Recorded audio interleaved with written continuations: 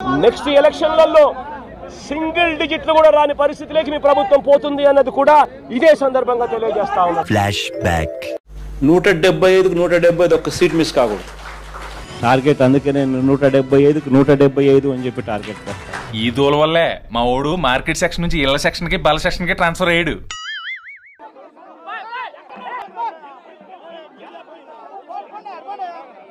ఎలా ఉన్నావు? ఎలా ఉంటావు బాబు?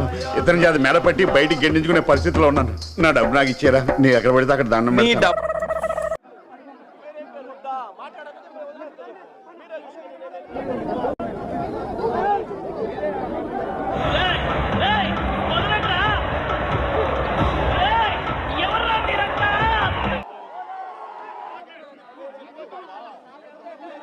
నేను పోతాను అన్నయ్య, నేను పోతాను. నాకు ఇది వద్దు వద్దన్నయ్య, నేను పోతాను.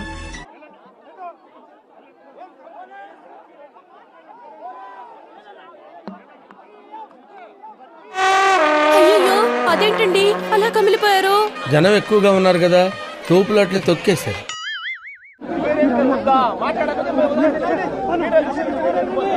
మరి అలాంటప్పుడు ఎందుకు తొందరగా వెళ్ళు నాయనా, పో. ఎందుకురా చుట్టూ నిలబడి సునామీ వచ్చినట్టు భయపెడుతున్నారు? గ్యాప్ ఇవ్వరా, గ్యాప్ ఇవ్వు.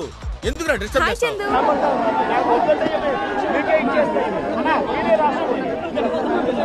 ఏంటి నువ్వు రాసిచ్చేది నా మటం?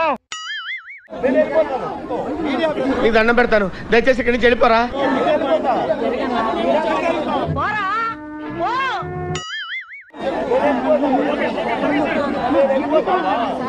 నేను వెళ్ళిపోతా. పోతే పోరా, ఎవరు బెదిరిస్తున్నావు? పట్టాభి అనే వ్యక్తి ఆ రోజు సిట్టింగ్ ముఖ్యమంత్రిగా అప్పట్లో సిట్టింగ్ ముఖ్యమంత్రిగా ఉన్న భయపడతామంటాయా? చెప్పు, ఇప్పటికే 2 రోజులు అయింది. అప్పట్లో సిట్టింగ్ ముఖ్యమంత్రిగా ఉన్న వ్యక్తిని బోసుడీకి అని తిట్టాడు. బోసుడీకి అని తిడతావురా? బద్మాషం లేదు. బోసుడీకి అంటే ఏమిటో తెలుసా? నా పేరు బోసే అండి, ఇంటి పేరు డీకే అండి. 2 కలిపితే బోసే కాదేటండి. ముఖ్యమంత్రిని ఆ రోజు అన్న మాట లంజా కొడక అని. అంత మాట అన్నాడా? చూస్తోంది చెప్తున్నామండి, ట్రూ ట్రాన్స్లేషన్. ఆ ముఖ్యమంత్రిని ప్రేమించే వాళ్ళు రాష్ట్ర వ్యాప్తంగా ఉన్న వాళ్ళందరికీ కూడా కడుపు మండదా అక్క, మండదా చెల్లి, మండదా అన్న, మండదా తమ్ముడు, కడుపు మండిన వాళ్ళు. ఒరే, నీ కడుపు మన నాకు అర్థమైంది. ఈ అన్యాయాన్ని చూడాలనుకునే వాళ్ళు అన్నయ్య చాలా తెలివైనోడు అనుకున్నాను, నాకంటే తెంగరోళ్ళ ఉన్నాడు. కొంతమంది తెలుగుదేశం పార్టీ ఆఫీస్ దగ్గరికి వెళ్లి ధర్నా చేశారు, దాడి చేయడానికి కూడా ప్రయత్నం చేశారు. సార్ మీద కోపంతో ఇక్కడికి వచ్చాను, సార్ మీద కోపంతో ఇంకా చాలా చేస్తాను. ఆ దాడి జరిగిన పరిస్థితుల్లో తెలుగుదేశం పార్టీ ఆఫీస్ మీద కొద్దో గొప్ప రాళ్ళు పడి ఉండొచ్చు. నువ్వు ఎంత పెద్ద నటుడువో ఈ ప్రపంచానికి తెలుసురా, నా ముందు మాత్రం యాక్ట్ చేయకురే. మన ఇంత నిబద్ధతతో ఆ రోజు మేము అడుగులు వేశాం. షిఫ్ట్ చేసేసాడు. ఈ విషయం ఎవరితో చెప్పాలి?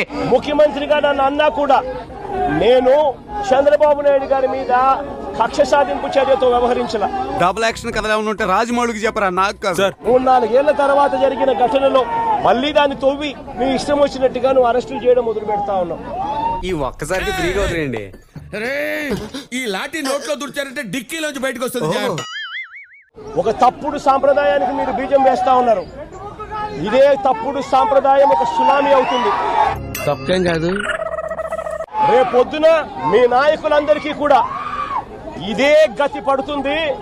ఇదే జైల్లోనే మీరంతా కూడా ఉంటారు. తెలియదట్లు ఉండబట్టే నిన్ను జైలు